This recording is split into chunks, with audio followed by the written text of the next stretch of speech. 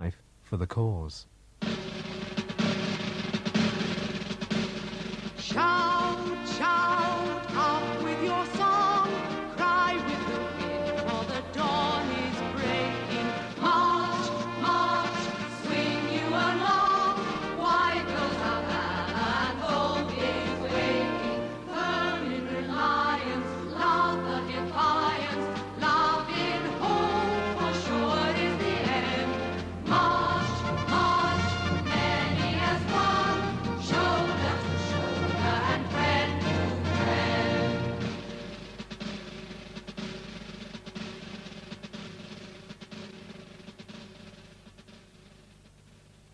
Thy way, not mine, O Lord, however dark it be.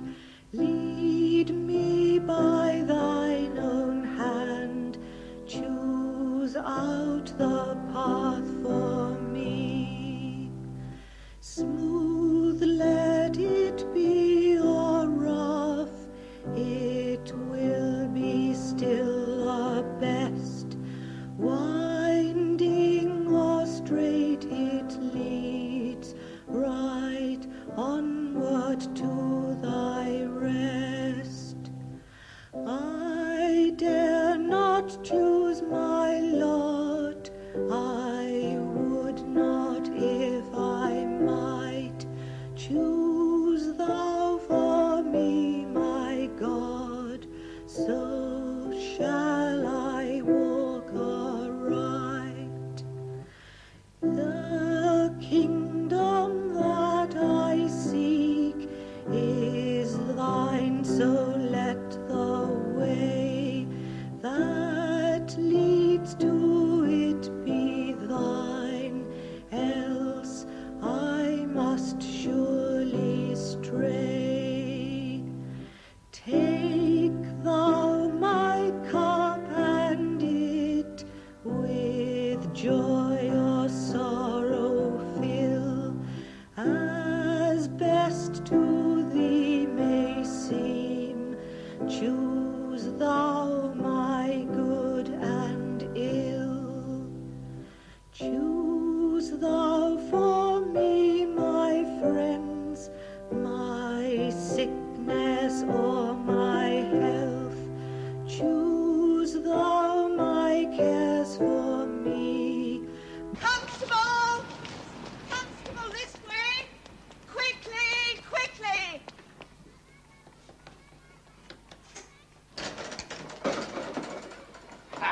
Just look at them. Yeah, a woman's work is never done. You're wasting your time, miss. Let's wait and see, shall we? Let's wait for what? Well, you'll be surprised. Things are going to change around here. Don't you believe it? We've all been persecuted long enough. Persecuted? What do you mean, persecuted? What's she talking about? We want to help you if we can. And we know you can help us. That'll be the day. We don't want your help, darling. We can live without it. Oh, that's what you think. Yeah. We're working for everyone, you see, not just for ourselves. Oh, fancy that. Would you believe it? Yes, you must believe it. It's your only chance. Don't half go on, don't they? It's your only hope for a better future for you and your children. Why don't you push off out of it and leave us alone? Just come and see what we're doing. That's all we ask. Get back where you belong. I belong here. We're going to work here and fight. Please help us. We don't want anything to do with you, see? We want nothing to do with you. That's right. So clear off out of it. And fast. When a felon's not engaged in his employment, or maturing his felonious little plans, his profession, his own innocent enjoyment, is just as great as any honest man's. Our feelings we with difficulty smother, when constabulary duties to be done. Take one consideration with another. A policeman's lot is not a happy one.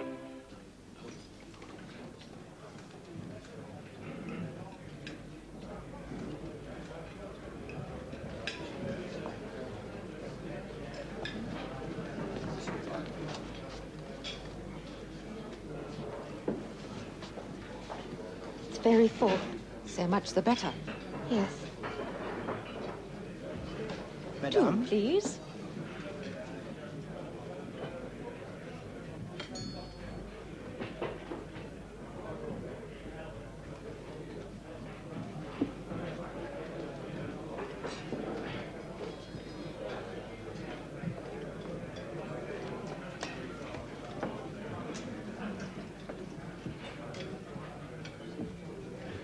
what's on the menu?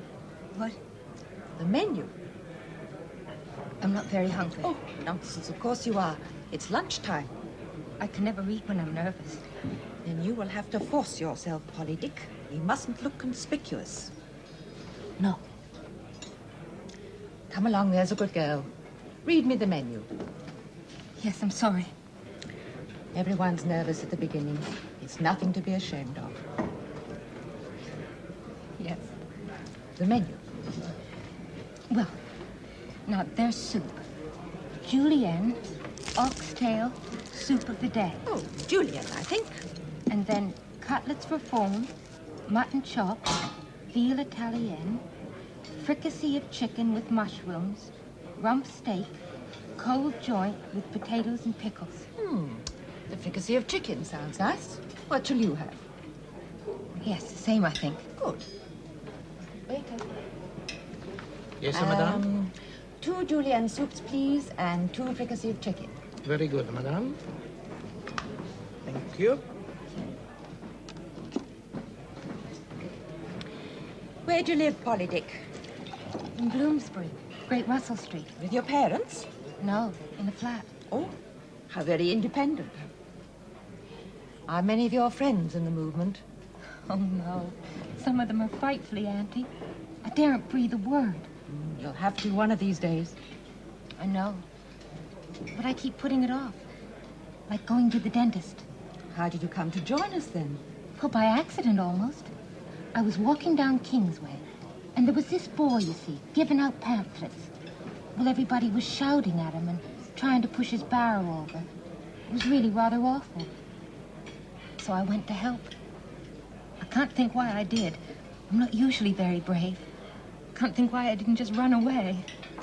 I'm glad you didn't. So am I. Anyway, the boy was Harry Pankhurst, and he took me to Clemens Inn.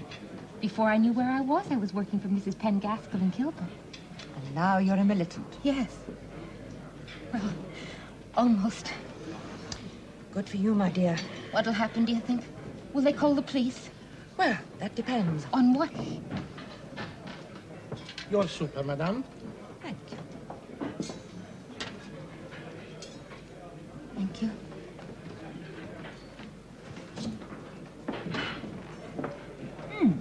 Yes, it's very nice.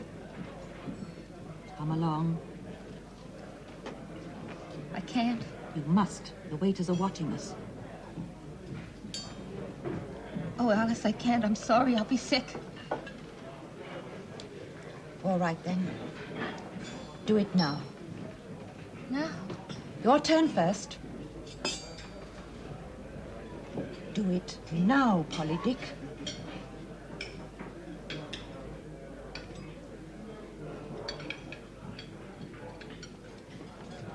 Fellow citizens, why do you allow women to be tortured in our prisons? It's those Vote for women!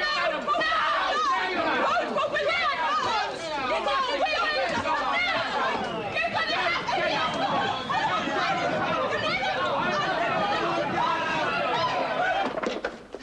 This seems to be broken. It only needs a nail. Where are they? Ah, they're all gone. Oh, well, we'll have to get some more tomorrow.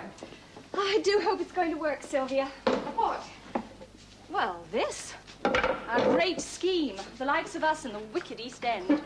Why shouldn't it work? They don't like us very much. They don't know us. They think we're middle class and privileged. And so we are. And the Trades Council people don't like us either. Well, we must make them change their minds. We can't afford to fail, Zelly. It's my fault we're here. After all, I'm the one who nagged HQ. You're quite right, too. Yes, I think so. Where did you put the rest of the pamphlets? Oh, they're in that cupboard. We've got to persuade them that it's votes for women, not just votes for ladies. It's not going to be easy. I never thought it would be. Everything depends on our success, Zelly. We can't hope to make any real headway until we've got some sort of mass support. Don't think Christabel would agree. Maybe not. Well, she might. If the East End women join us, then thousands will follow. They're bound to, millions. Yeah, and if they don't? But they must. It's their only chance. And what else is there? Poverty, hardship, nothing but work and drudgery day after day. Once they've got the vote, they can start fighting for something better. Yes, but you see, there aren't many people who are prepared to fight. That's the trouble. There aren't many people who are prepared to do anything. Well, they're good shots, I'll give them that. It was fish heads this afternoon. Fish heads and pellets of lavatory paper. It's a foreign land, Zelly. A place we know nothing about. I just wish I wasn't afraid of them. I am, too. They resent us, I suppose. And who can blame them? They haven't got time to play the game. They're too busy struggling to live. That's why we're afraid of them. There's no pretense, no social gloss. Just toughness and resentment. Yeah, they're tough, all right. They have to be. I was talking to a girl this morning. She washes up in a city restaurant for 7 shillings a week. Threepence goes to the insurance, and she pays 6 shillings for a basement room with no sunlight whatsoever. People shouldn't live like that. Well, we can't work miracles, Sylvia. No, but they could. They could if they wanted Hardly. to. The country depends on these people. Our wealth is built on their hardship. If only they'd use the power they've got. It's votes for women we're after, not some sort of social revolution. We're after both, I hope. I am, anyway. Oh, we'd better lock up. It's getting late. Right. Oh, listen, what should I do with this one? Oh, dump it in the yard. The wood will come in handy. Oh, what about that broken window? The man said he'd come tomorrow. Oh, let's hope he does. It's like an iceberg in here. Not closed, are you? Closed? Well, I thought I'd pop in and see what you're up to. Not too late, is it? Oh, no. No, please come in. Oh, thanks. Oh, you've had it done up. Yes. We did it ourselves. Oh, don't half look better. Talk about a scruffy hole. Used to be a bakery. Yes, I know. Never seen so many rats. Big as rabbits, some of them. The rats in here, real whoppers. This lady wants to know what we're up to. Name's Walker, by the way, Mrs. Walker. How do you do? I'm Sylvia Pankhurst. Yeah, they told me. And this is Zelly Emerson. How do you do? Pleased to meet you. Right then, what's it all about? Well, we're trying to organize an East End branch of the suffragette movement. Oh, and there's so much work to be done. We're going to need an awful lot of help. Sooner you than me, that's a fact. They don't take kindly to speechifying around here. Oh, it's more than just speeches, Mrs. Walker. We want to get things changed. First the vote, then better wages, better housing, a better way of life for everyone. One of the girls told me about you. Said she'd been in Holloway. Said you'd done a lot of good. Well, we tried. Yeah. Well, it's not going to be easy. It's going to be bloody hard. Yes, I expect it is. Reckon you can do it? Well, I think we can cope. Know much about it, do you? What it's like around here? No, not much. Well, that's why we need help. What sort of help? Local people. Local women. How much are you paying? Paying? Well, that depends. Would you be prepared to help us, Mrs. Walker? Well, I might. I got a good job, though. Barmaid down the King's Arms. That pays well, that does. I'll pay you the same to work for us. Sylvia, for heaven's sake. Well, what do you say? Oh, where's the money coming from? I said I'll pay. Well, Mrs. Walker, it'll be hard work, but I think you'll enjoy it. Yeah, that's what I thought. That's why I come here. Oh, I can't start till Monday. Is that all right? I've got to give a week's notice. Yes, that's fine. Tell me, Mrs. Walker, did you come here looking for a job? I come here to help, that's all. I can't do it for nothing, though, can I? Don't forget, Melvina Walker, that's the name. See you on Monday. Sylvia, you can't afford to pay her. I can't afford not to. Well, I got back from Paris about 3 hours ago, and I'm happy to tell you Christabel is well, and she's full of fight. Although she dearly wishes to be here with us, it's essential that she commands from a safe distance, as I'm sure you all understand. Now, we had a long talk, and she asked me to tell you how very pleased and proud of you she is. But, ladies, we must redouble our efforts, fight even harder. Of course. Now, the most important task ahead of us is to continue our campaign of militancy. In the past few months, thousands of pounds worth of damage has been done to some of our leading West End stores. Well, Marshall and Snellgrove, Liberty, Swan and Edgar, Hope Brothers and Fullers, they've all had their windows broken. And this action must be continued. Of course. Now, as before, you will be told of secret rendezvous where you will be issued with hammers and bags of flints. As you know, sentences for window breaking range from 7 days to 2 months. Sentences for arson, of course, even more severe. But this action must be increased. Yes. Right. Yes. Now, some of you have come along with your own ideas, all of which are very welcome. One is to give false fire alarms. Another is to damage the contents of pillar boxes using jam or tar. Red ochre, phosphorus, permanganate of potash and varnish can all be used. Oh, and remember, you can keep MPs aware of our existence by continuing to send them envelopes filled with pepper. Some days I'm told you can hear them sneezing up and down Whitehall. Whatever you do it with courage and conviction. And keep this in mind. We must never endanger life. Alley cat, cabinet minister, cart horse or policeman. Property is our target. You strike at their property, you strike hard. Victory is in sight. Votes for women now.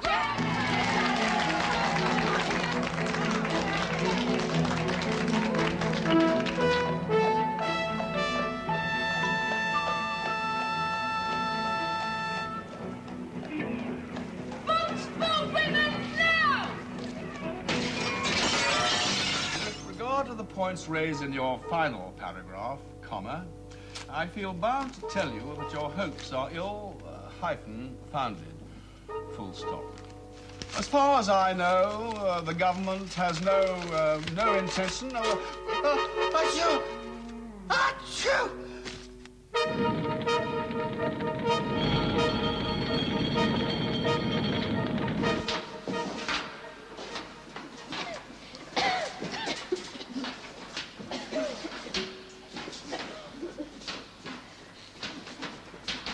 You're one of them suffragettes, ain't you? Yes. Yeah, I thought so. I've plenty of them in here. Keeps the screws busy. I'm all for it. Quiet! Stop talking! First time, is it? Yes.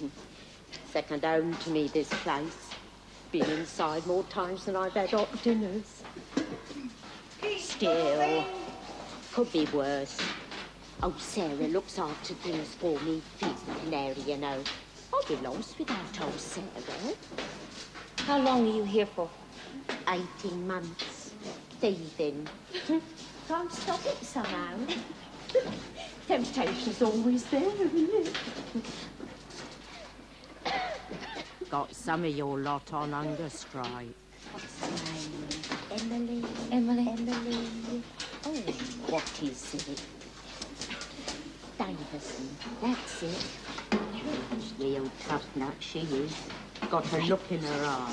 See what I mean?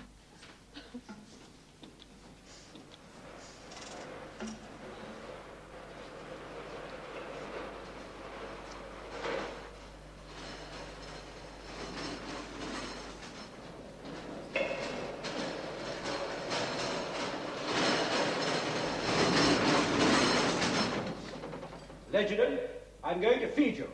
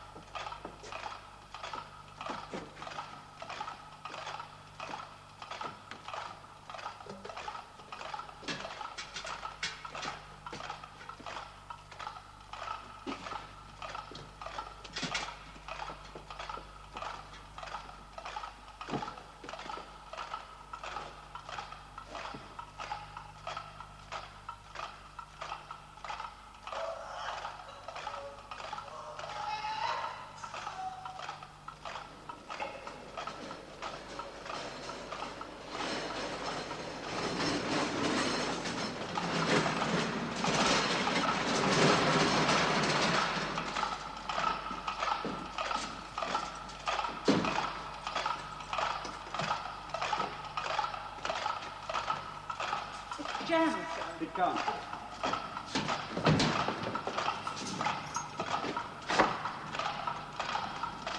push the beds against the door. Let me see. Who is it? Davison, sir. Davison! Get off those beds! Do as you're told, woman, and open the door! All right, we leave her. She'll soon get tired of that game. Thy way, not mine, O Lord, however dark it be. Lead me by thine own hand, choose out the path for me.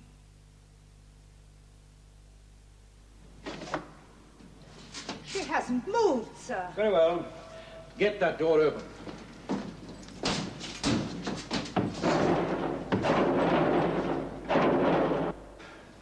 Sorry, sir. It can't be done. Davison! If you don't open the door, we shall turn the hose pipe on you! All right, she's had a fair warning. You know what to do. Yes, sir.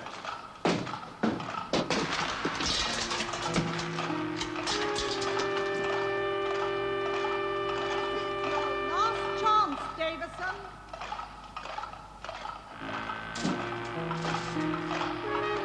Right!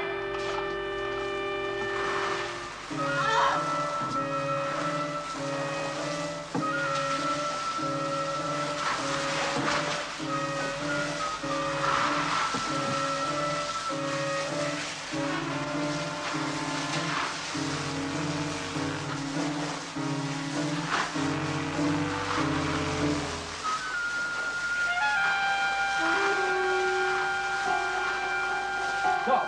No more. No more. Stop! We'll have to break the door down, sir. How can we? It'll fall on top of her. Well, not if we catch it first. Well, it's her own fault anyway. Right, lads. Where's that crowbar?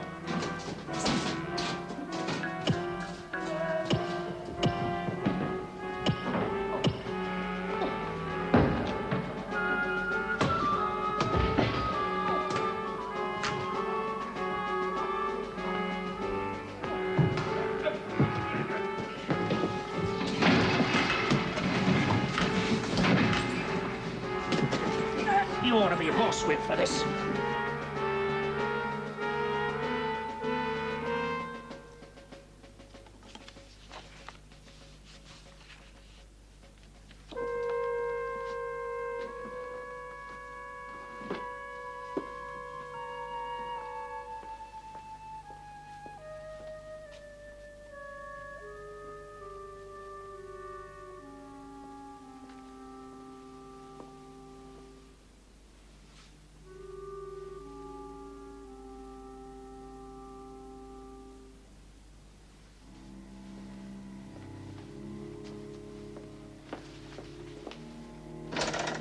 Can I help you? Miss Pankhurst? Yes? I'm Maisie Dunn. Maisie Dunn? I left a message. Oh, perhaps I didn't tell you. I'd better go. Oh, no. Please come in. Please. Just for a minute, then. I'm sorry I didn't get your message. It's not important. I'd been out all day, you see. They must have forgotten. Yes. I saw you in Holloway. Don't suppose you remember. When was that? 10 months ago. About that. We all thought you was, well, brave. You know, what you did. Thank you. I wouldn't have done it, and that's a fact. Wouldn't have had the nerve. They had me in for begging. I told them I was selling bootlaces, but they put me inside all the same.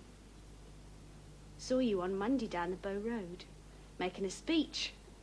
Recognised you straight off. Do you want to join our movement? Your movement? What? This? No. No, of course not. I just thought I'd come and see you, that's all. Come and say hello, that's all. Would you like a cup of tea? Only if there's some going. We've always got the kettle on the boil. Do you live near here, Maisie? Just round the corner, down by the hospital. Are you married? Yeah, 3 kiddies. You're very young to have 3 children. I'm 21. What does your husband do? He's ill, see? That's why I have to work. He hurt his back down the docks. Well, I'm sorry you don't want to join us. We're looking for new recruits. No, miss, not me. Why not? Doesn't it interest you? Not much. Why's that? I'm not the type. You're a woman. Perhaps if I gave you some of our pamphlets. No, thanks. But I'd like to. Can't read, can I? Well, let me explain. It wouldn't do no good. It might. Honest, it wouldn't. But we can help you. Help? I didn't come here for no charity. Help you to help yourself. That's what our movement's all about. Kettle's boiling.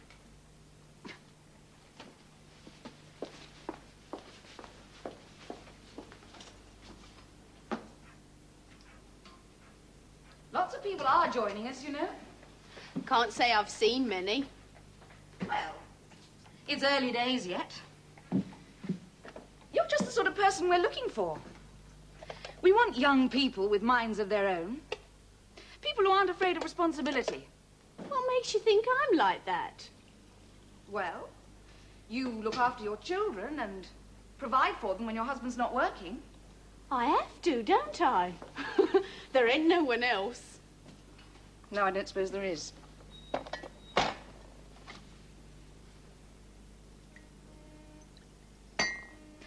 I wish you'd let me explain what we're trying to do. Save your breath, miss. It won't do no good. You seem very sure of that. He don't like it, see? He'd never let me. Who? Mr. Dunn. Jack, my husband. He don't hold with it. With what? Changing things. All them new ideas. Our ideas aren't new, Maisie. Far from it. People say they are. People are wrong. Oh, help yourself to sugar. Thank you, Miss Tarr. Over 100 years ago, a woman called Mary Wollstonecraft said that we should have equal rights with men and fight for them if necessary. You tell your husband that, Maisie. They're not new ideas. Didn't do much good, though, did it? How do you mean?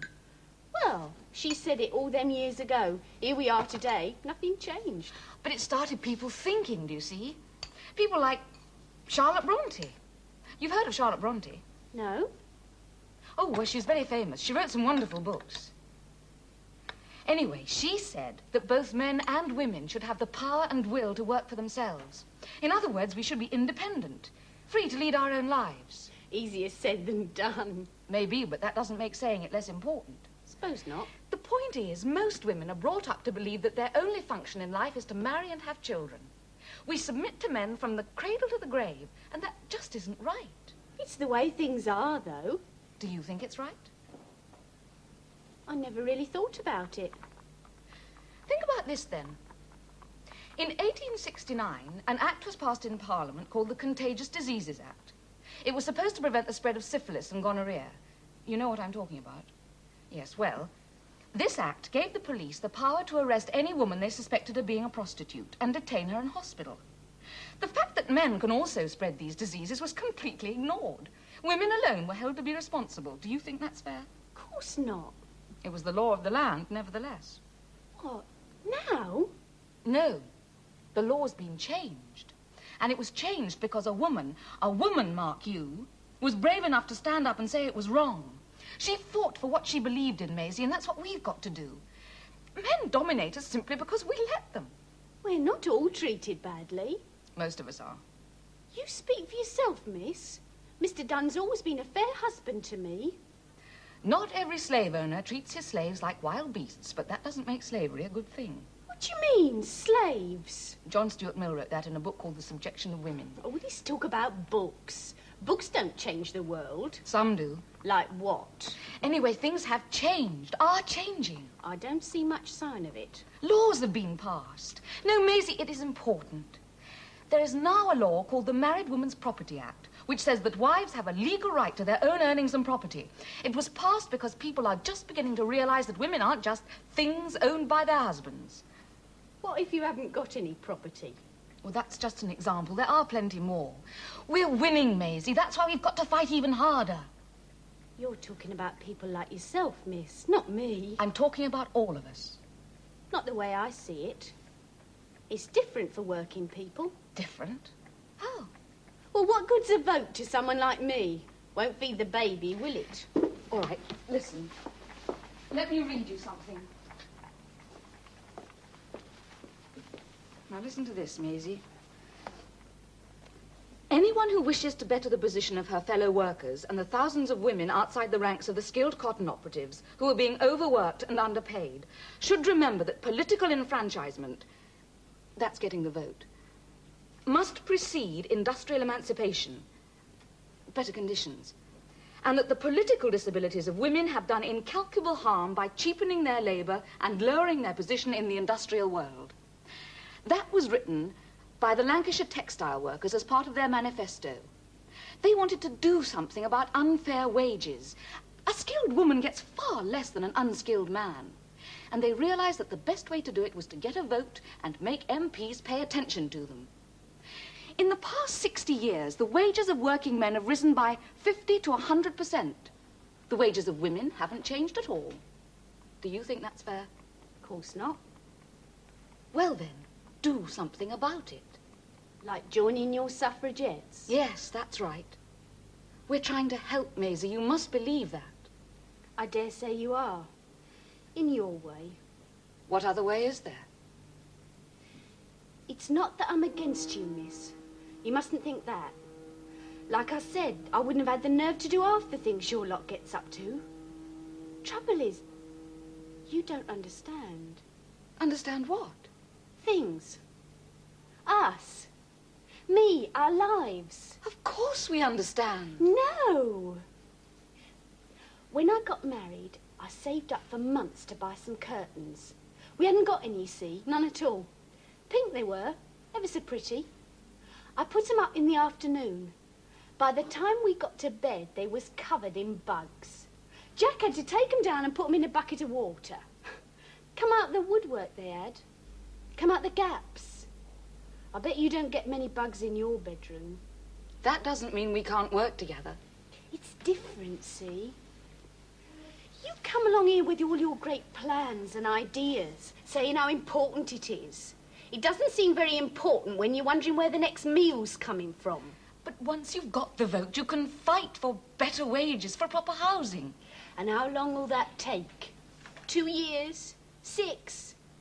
I have to get 3 meals a day for 5 people. Yes, I understand that. No. No, you don't. You may think you do, but you don't. Not really. If things get bad, you can walk out that door, get a cab and go home to roast beef and a nice warm fire. I can't. There's nowhere I can go. That's what you don't understand. I'm trying to, Maisie. And we're all very grateful, I'm sure. I didn't mean to sound as... It's all right helping people who don't need it. That's easy. What do you want me to do? Nothing much you can do, miss. You are what you are, and I am what I am. That's all there is to it. Well, thanks for the tea. Maisie, please. I've got to get back. Tomorrow, then. What's the point? You are trying to help, I know that.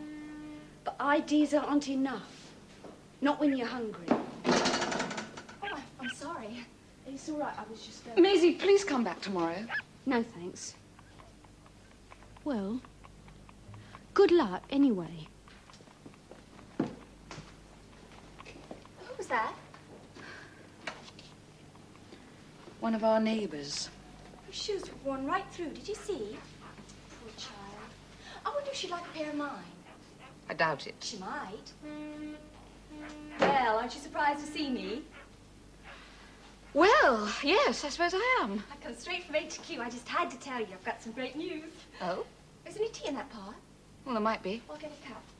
They say Mr. Lansbury's going to resign. Mr. Lansbury? Our Mr. Lansbury? The very same. Apparently, he said the Labour Party should vote against the government in every division until women's suffrage is introduced. Oh, they'll never agree to that. Of course they won't. Well, he must realise that, surely. No. The idea is that he'll resign from the Labour Party and stand as an independent candidate with votes for women as his main platform.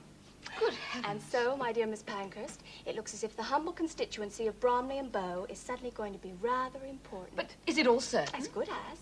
Well, what do we have to do? Oh, nothing at the moment. Mr. Lansbury's going to Boulogne to see your sister. Presumably, we'll hear more after that. It's quite a surprise, huh? It's amazing. Just think what it'll mean, Sylvia. If he wins, he'll be our MP. We'll be right in the center of things. Hmm. Well, come on, then, smile. Look happy. My God, is that the best you can do? I'm sorry. What's the matter? Aren't you pleased? Well, yes, of course I am. Could have fooled me. Suppose he doesn't win, though. What then? Oh, why shouldn't he win? Mr. Lansbury's very popular. Yes, but we're not. Oh, we're not unpopular. We are with the socialists. Oh, don't be so pessimistic. And don't forget, Lloyd George supported him in the last election. He certainly won't this time. Who needs Lloyd George? We've got the whole movement behind us. I know we can win.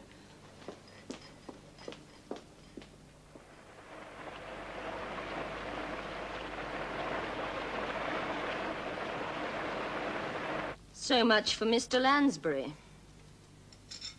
Well, the weather didn't help much. Never seen so much rain. People always blame the weather. It's either too hot, too cold, too wet, too dry. He lost by 731 votes, Annie. And that means well over 1,000 people changed sides since the general election. Yes, I know. They were all very upset. What did Christabel say? They all asked me. Well, you can tell them that Christabel wants to know why. There must be a reason. Well, there's several, I suppose. Such as? Well, for one thing, there wasn't enough cooperation between us and the Labour Lansbury people. Well, whose fault was that? Well, it was nobody's, really. It must have been somebody's. But it was nobody's in particular. I mean, it just happened. All this talk of rain, I thought we were going to arrange cars. We did, but they weren't all used. Why not? We didn't have a voters list. Lansbury had one, surely. Yes, but he said his agent wouldn't let us have it. He said all the cars must be sent through him. Heaven's sake, why didn't Sylvia do something? She did. She tried, I know. But it was too late.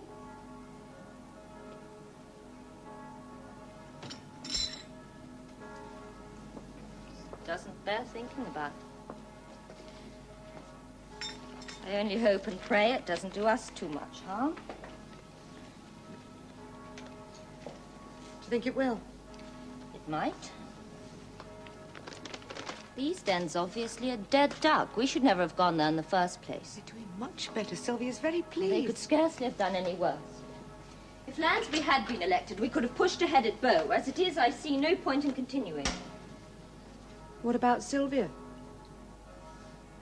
Yes, I'll write to her. There's nothing more I can do. She's worked very hard. I'm sure she has, but that's beside the point. I think it's a mistake to close down that branch completely. We can't afford to keep it open. We haven't got the money, we haven't got the staff, and we can't afford to waste time and energy on a few hundred factory girls and dockers' wives. They're just as important as the Kensington ladies. Even more so, there's more of them. Who cares about numbers? It's power that matters. I think you're making a mistake, Christabel, a bad one. I'm sorry, Annie, but my mind's made up. We've got to go where there's real influence.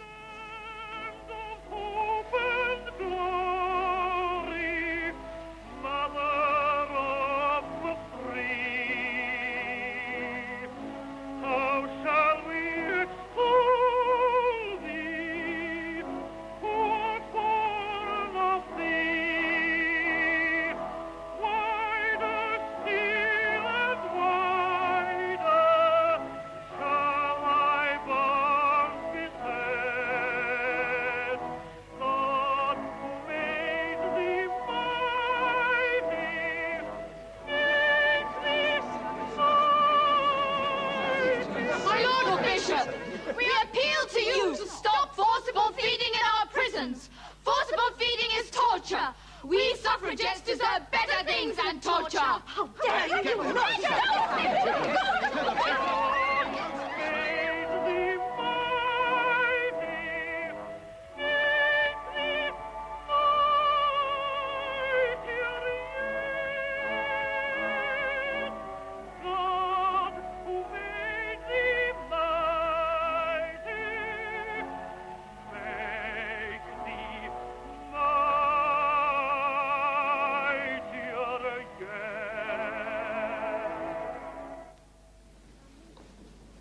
heavens, I'm exhausted. 6 hours on my feet. My toes are quite numb. Where were you? Corner of Oxford Street and Tottenham Court Road. That's a marvellous position. Here, have a toffee. Oh, thanks. How did you get on? Very well. Sold almost a complete batch. I say, you know that newspaper seller with the wart? With a what? With a wart. He's got a wart in the side of his nose. Oh, yes. Well, he came to my rescue. When? This morning. Some dreadful man in a bowler hat came up and started saying the most filthy things. Oh. Prince Charming with the wart told them to get on out of it. Oh, good for him. I wonder why they do it. Do what? Well, say such things, those men. Ignorance. They've got nasty little minds. I think it's because they're frightened. Of us? No, of what we're doing.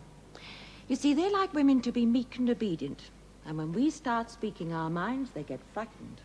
We'll have to get used to it. No, we'll have to make them. Come on. I'll buy you a cup of tea. Oh, that's just what I need. Thanks. Oh, don't forget your bag.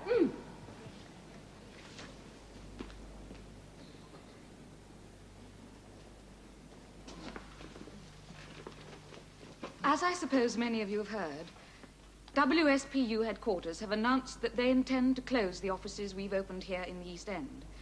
This is not because of Mr. Lansbury's defeat in the election. We worked hard, but we failed. But that wasn't your fault. We did all we could do no more. Our offices are being closed because the union has decided to concentrate their forces in other areas. This means that they can no longer support us as they have been doing over the past few months. This news came as a bitter disappointment to me. Our movement here is growing, and it's growing fast. To abandon our friends now seems an unworthy and foolish thing to do. Good old Sylvia. Last evening, I went to see Mrs. Pankhurst.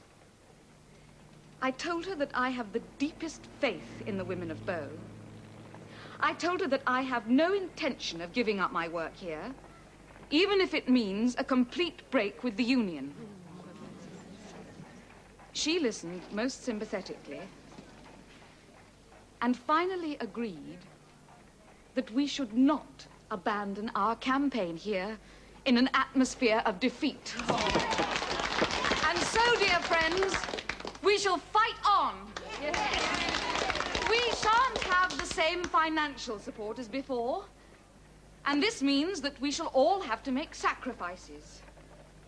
But I believe that any sacrifice is better than surrender. I also believe that the true heart of our movement beats here, in these narrow streets and wretched houses. It is the heartbeat of revolution. A revolution that strives for justice and equality for all men and women. We shall fight on, and we shall win. Votes for women now!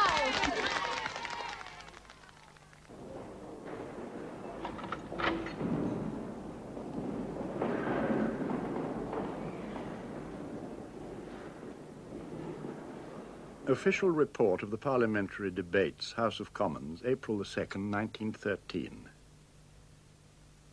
Mr. McKenna, the Secretary of State for the Home Department, proposed the second reading of the Prisoner's Temporary Discharge for Ill Health Bill.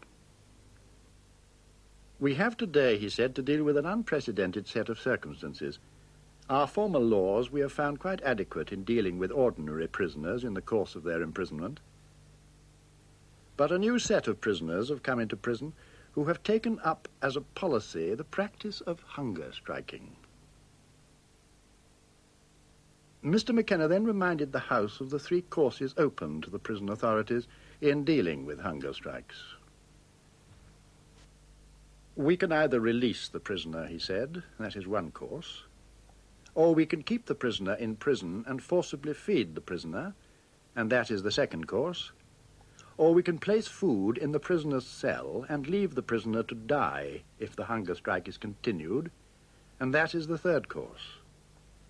Mr. McKenna asked the House to give him power to use the alternative of release without remission of sentence.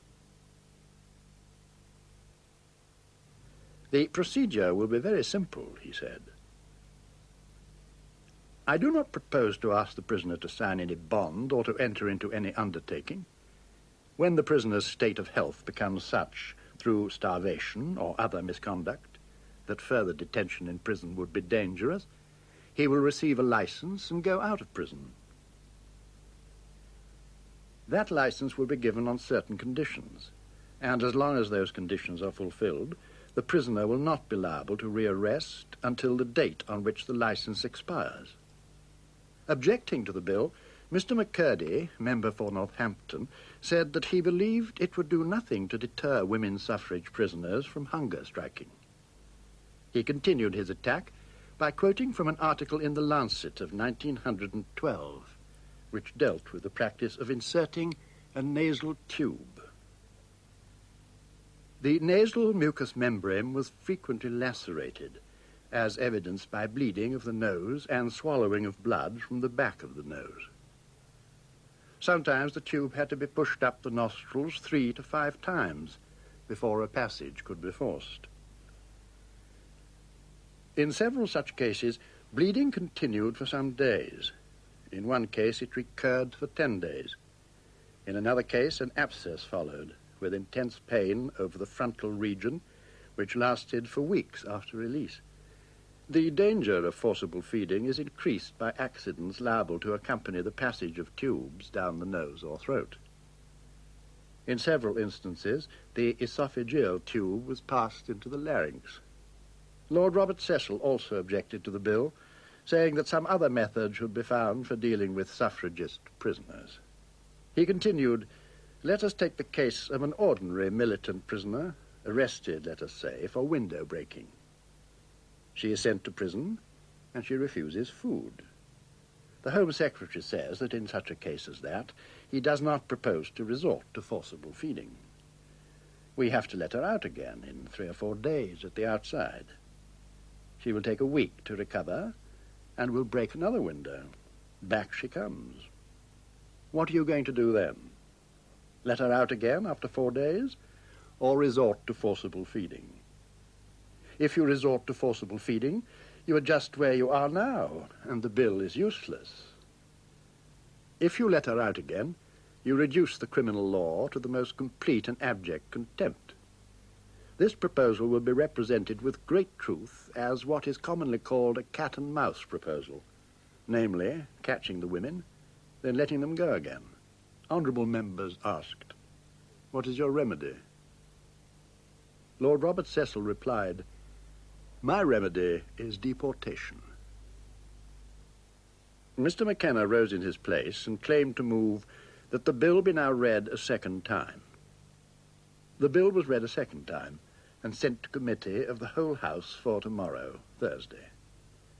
The clerk at the table then informed the House of the unavoidable absence of Mr. Speaker from the remainder of the sitting, whereupon Mr. Whitley, the chairman of Ways and Means, proceeded to the table and took the chair as Deputy Speaker, pursuant to the standing order.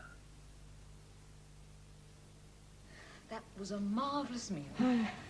Only very simple. The chicken was delicious.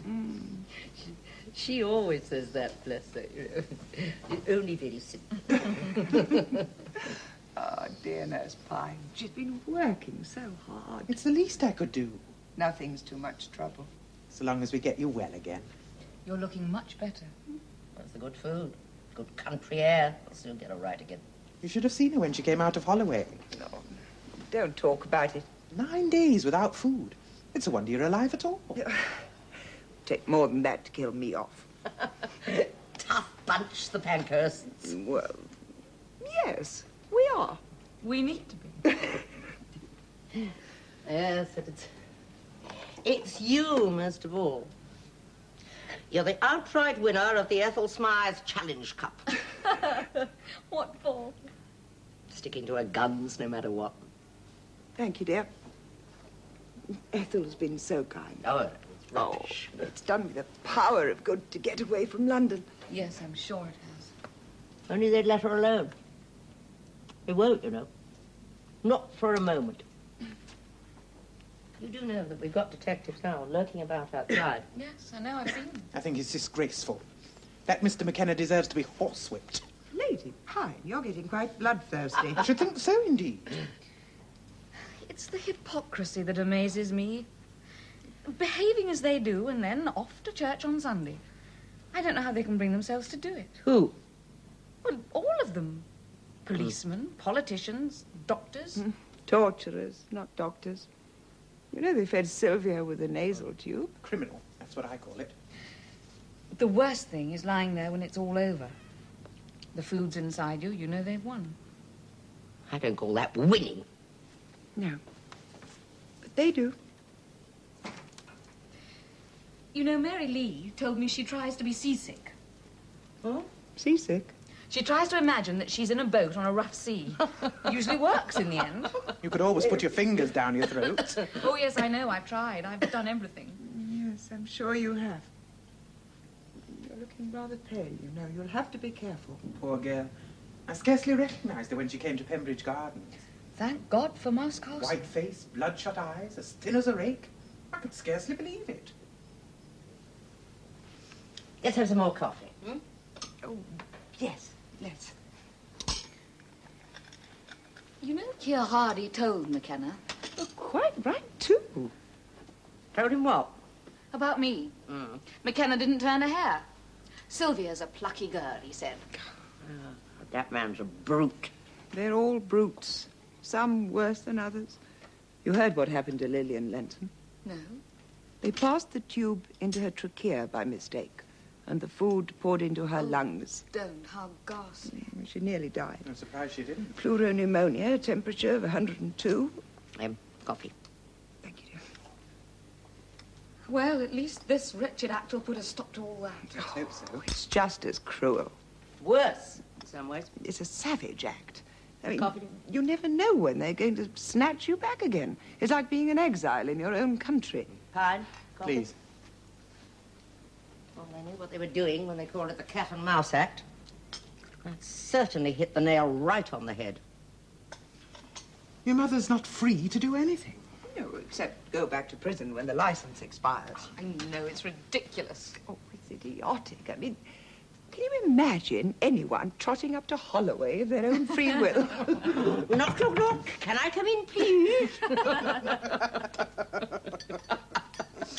Yes, it won't work. It can't. Oh, well, that won't stop them trying. They'll try anything these days. What more can they do? Don't worry, Pine. They'll think of something. Oh, may I have the sugar, please? Oh, me too. Sorry. Ah. Oh, it's Sylvie. Ah, there we are. We had it. Thanks. Oh, Sylvia's quite right. It's idiotic. Thank you, darling. I mean, I was working it out this morning. If they keep shuttling me in and out of prison, it'll be 1930 before I finish my sentence. Oh, my God, I'll be 72. In and out for the next 17 years. I can't help thinking they'll give up before I do. Yes. Something's bound to happen. Perhaps Mr. McKenna will fall down and break his neck. Yes. Is that a car? Oh, is it? Oh, I think so. It can't be the taxi already. What time is it? Almost 5:30. Oh, no. Oh, good heavens. Time's flown. Now, come on. Sit down. Drink your coffee. I'll tell the driver you're coming. Fine. I'll get you cake. Thank you.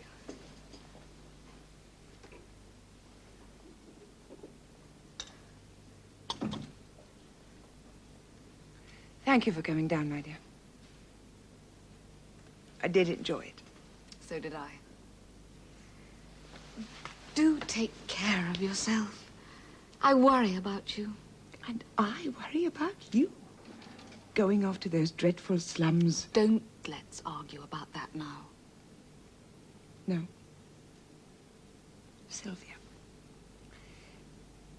Try and understand Christabel. We mustn't split up. I have my own work to do. Yes. God bless you.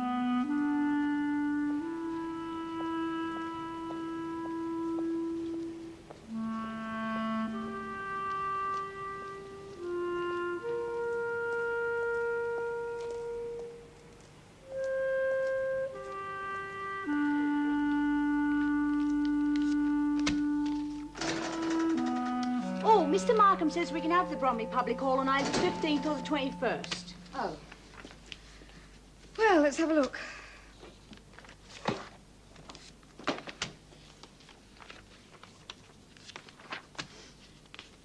Well, it'd better be the 15th, I think. Yeah, that's what I thought. You'll have to organise a working party. Mrs. Brewster, Miss Savage, and Mrs. Dunstan. Have you asked them?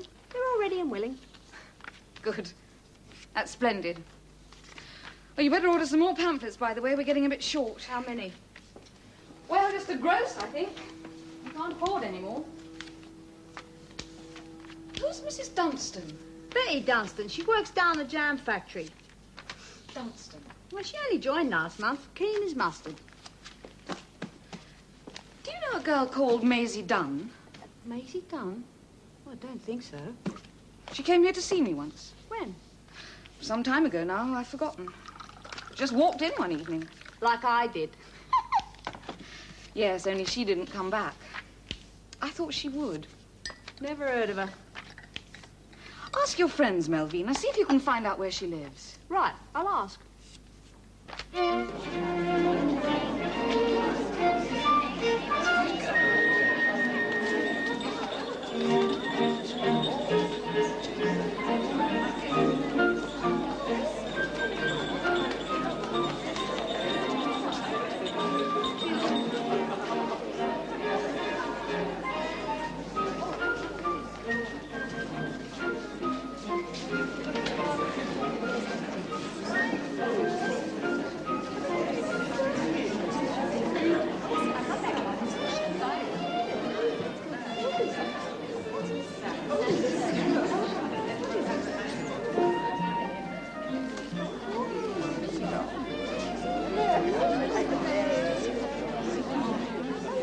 Good afternoon, Miss Davis. Good afternoon. Can I help you? Oh, yes, please. I would like 2 large flags. Without poles. Oh. We don't talk.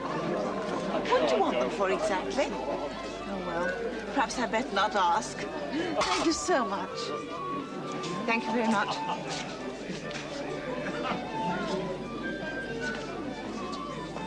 Miss Davison, I don't suppose you remember... Polly did. Yes, that's right. We met at the office. And in Holloway. We did. What a splendid bazaar. Yes, isn't it? I'm so pleased you've come, Miss Davison. I was hoping I might bump into you. Oh, why? Well, I have a favor to ask, if you don't mind.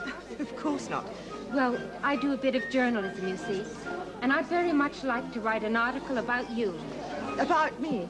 If you don't mind. I'm afraid I'm not a very interesting person. Oh, but you are. Just look at all those articles that have been written about Captain Scott. He was brave, I know, but he was no braver than you. It's very kind of you to say so.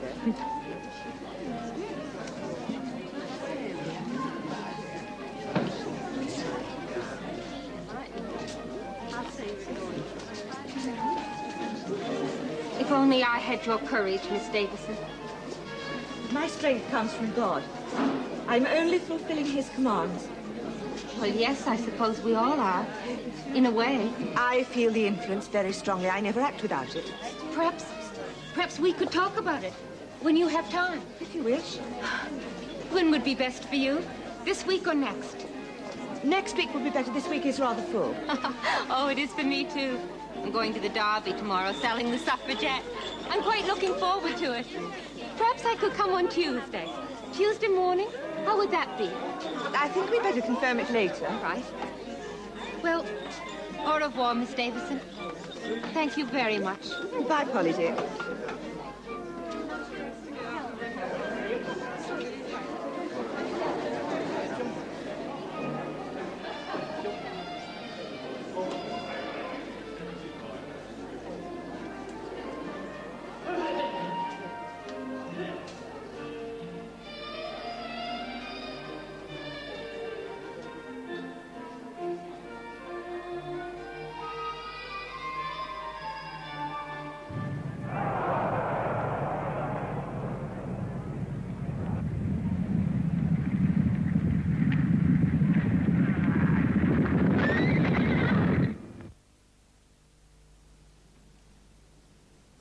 didn't see her until the end of the third race. She was standing by the rails at Tattenham Corner. I was so surprised. She seemed out of place somehow, as if she wasn't really there. What was she doing? I couldn't imagine. Just before the race started, she lifted something to her face. A card or a newspaper. I thought perhaps the sun was in her eyes. Her hand was so steady. She seemed to be smiling. The race began. Everybody was shouting. I couldn't take my eyes off her. She didn't move. She was still smiling. The horses got closer. Suddenly, she waved our flag. I saw her lips move. She was shouting. I couldn't hear what. She ducked under the rails. She ran onto the race course. The horse stumbled.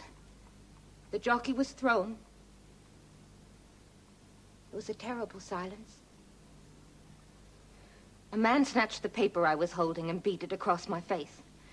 I started running. People followed me. Stop that suffragette. I ran faster than I'd ever run in my life before.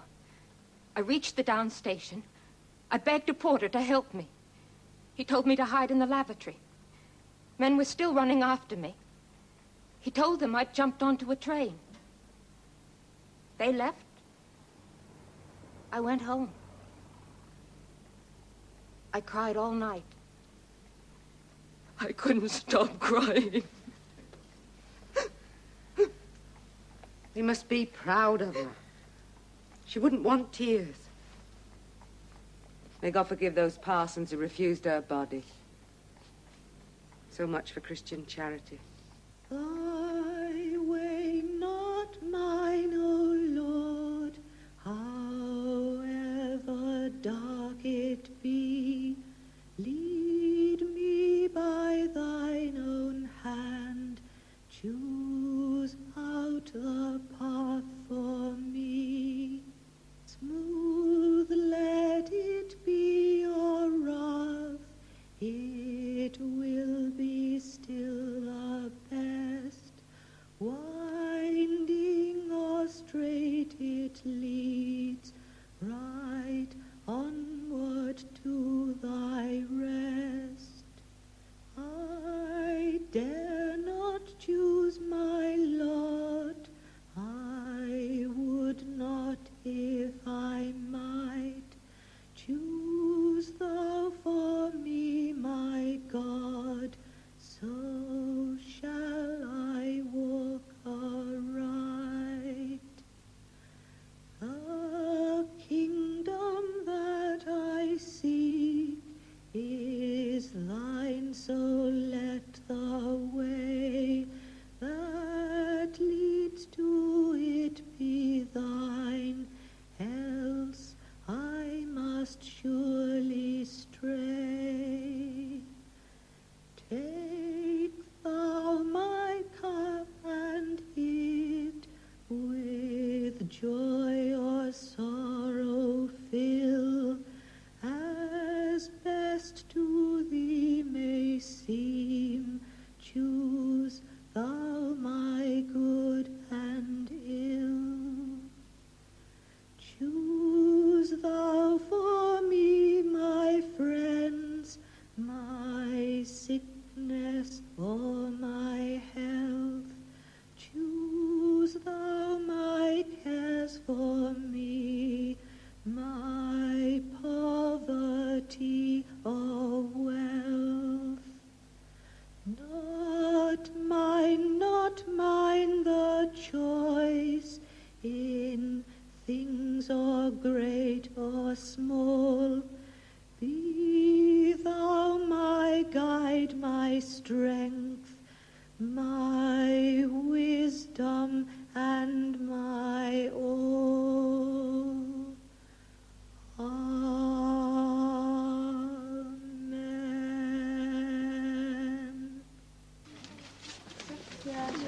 No, that's all right. That'll be lovely. Lovely. Oh, put them over here. Over here, girl, and mind that paint. Look at you. Green hands, green face. Now, who's got the pamphlets? Oh, I have, Mrs. Walker. We'll put them somewhere safe. We don't want them all covered in paint, do we? Oh, who's put 2 E's in Wedgwood? Oh, it must have been me. Sorry. Oh, heavens above, girl, we wrote it out specially. What do you think we did that for? Excuse me. No, you'll have to do it again. What a waste of time and paint. We can't afford either. Miss Pankhurst? No, Mrs. Walker. Is Miss Pankhurst here, please? Very busy. I'd like to see her. I told you, she's busy. What's it all about? Well, my wife came to see her. Come here, you mean? I want to talk to her, that's all. I won't keep her long. All right, then. She's out the back. Oh, let me do that. You'll only hit your thumb again.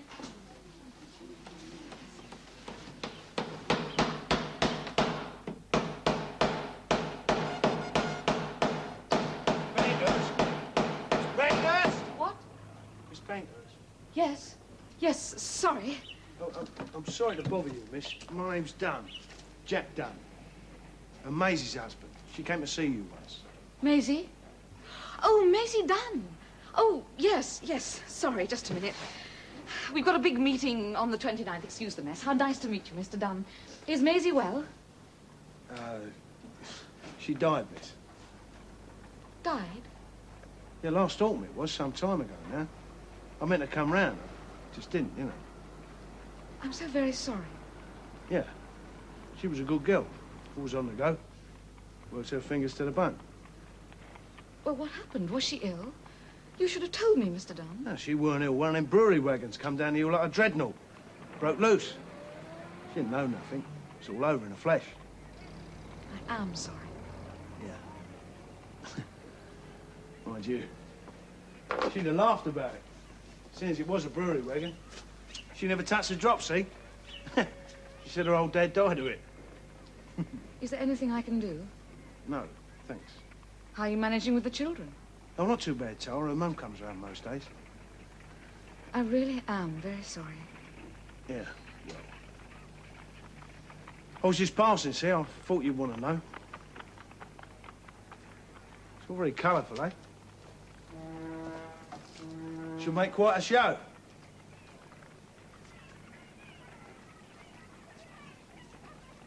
She thought a lot of you, miss. She was very impressed. I only saw her once. Twice. Don't forget Holloway. Oh, yes. Yeah. She reckoned you was something special. She often talks about you, what you said in it. She should have come back. Come back? She should have joined us. Oh, no, she wouldn't do that. Why not? A bright girl like that, she'd have been very useful. Oh, she was bright, no mistake. She never had a chance, though. That's the trouble. Yes, well, it's a pity you didn't let her. What? Join us. Me? She told me all about it. She told me you didn't approve. Well, it had nothing to do with me. What do you mean? Well, I say it was her. She said she weren't the type you wanted. Not the type? Well, seeing she couldn't read. She thought we didn't want her. Well, I told her. I said to her, that's the way things are. I said, don't bother about it. It wasn't her fault she couldn't read. But you should have made her come back. How could I? But you could have told her not to be so silly. Why on earth didn't you? It wasn't up to me. Well, of course it was. Well, anyway, how was I to know? Know what? Well, she might have been right. Oh, for heaven's sake, Mr. Dunn. Well, how was I to know? You could have asked, couldn't you? You could have come here and asked. You got a tongue in your head. Well, come here? Didn't think of that, did you? Ah, of course not. It's got nothing to do with me. No, I suppose you thought it didn't matter. A whole bunch of women. It can't be important. Well, let me tell you, Mr. Dunn, it is important. It's a damn sight more important than you'll ever realise. I see you think that's funny. No, not funny. What, then? You're angry, aren't you? Yes, very. Good. I'm glad. Glad I'm angry? Yeah. I've had enough of smiling faces. We get your lot coming round doing good works. What do you mean, my lot? No, you know. They come round here being so kind and gracious. Kick them in the teeth and they'd smile. The only thing they can't do is treat us like people. I'd sooner be hungry than pitied. She said you was different. She was right. I'm glad you think so. Yeah, well, I'll be off then. There you go on with it. Thank you for coming, Mr. Dunn. Please look in whenever you're passing. All right. I will. If there's anything I can do... Like what? Well, anything. I'm good with my hands. I thought Maisie said you had a bad back. Now, go over there. Well, it's still not right, but it's much better, so... Well, in that case, perhaps you'd like to shift some of those placards for me. What now? If you don't mind. Where do you want them? In the office, please. They have to be painted. Right. That like this? Yes. I meant what I said, Mr. Dunn. It is important. Not just for women, for all of us. We're fighting for a new world. Please help us.